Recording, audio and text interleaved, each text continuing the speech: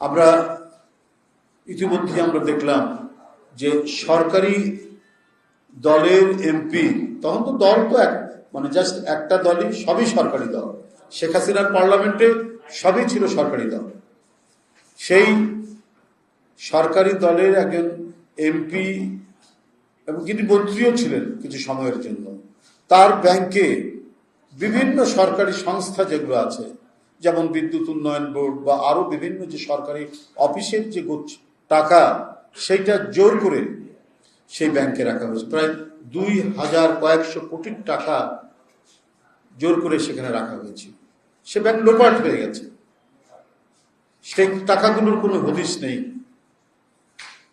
আগে ছিল farmers bank, এখন নাম হয়েছে পদ্মা ব্যাংক।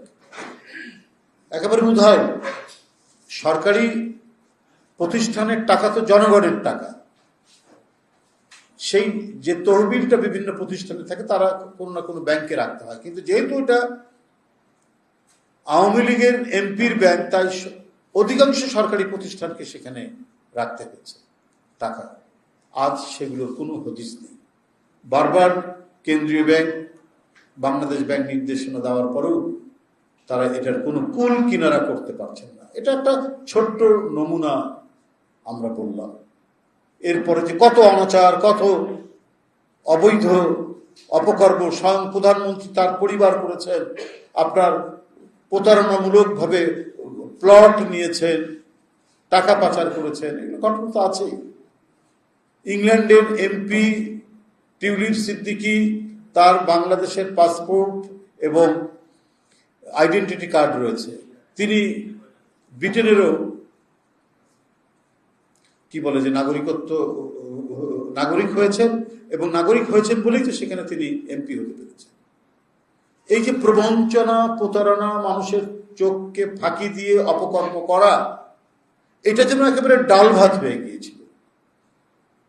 শেখ হাসিনার জন্য এই সমস্ত অপকর্ম করার কোনো বিষয় ছিল না, অবাধে তিনি করতে পারতেন। পূর্বাচলে প্লট ছেলের নামে, ভাগ্নের নামে, ভাগ্নার নামে, মেয়ের নামে, জামাইয়ের নামে, কেউ বাদ নেই।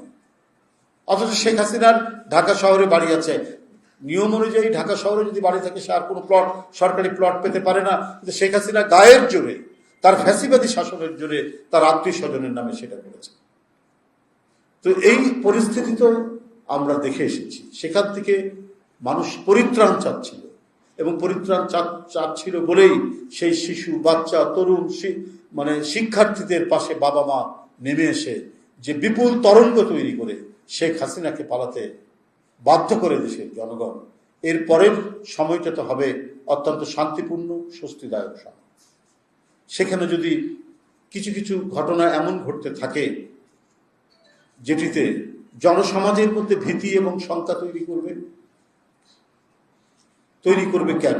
আপনার এই যে মব সংস্কৃতির কথা যেটা বলা হয়েছে, 2 দিন আগে রংপুরের তারাগঞ্জ উপজেলার হিন্দু সম্প্রদায়ের 2 জন মানুষ, একজন কি প্রদীপ লাল আর তারাপদ লাল বা এই ধরনের নাম, তাদেরকে এই মব সংস্কৃতি অর্থাৎ বেশ কিছু লোক মিলে তাদেরকে পিটিয়ে মারলেন।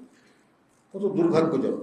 পুলিশ সেখানে গেছে, খবর পেয়ে গেছে, গিয়েও ফিরে এসছে যে মবের মধ্যে পড়তে চায়নি। এই যদি আইন শৃঙ্খলার পরিস্থিতি হয়, তাহলে আজকে সাধারণ মানুষের নিরাপত্তাটা কোথায়?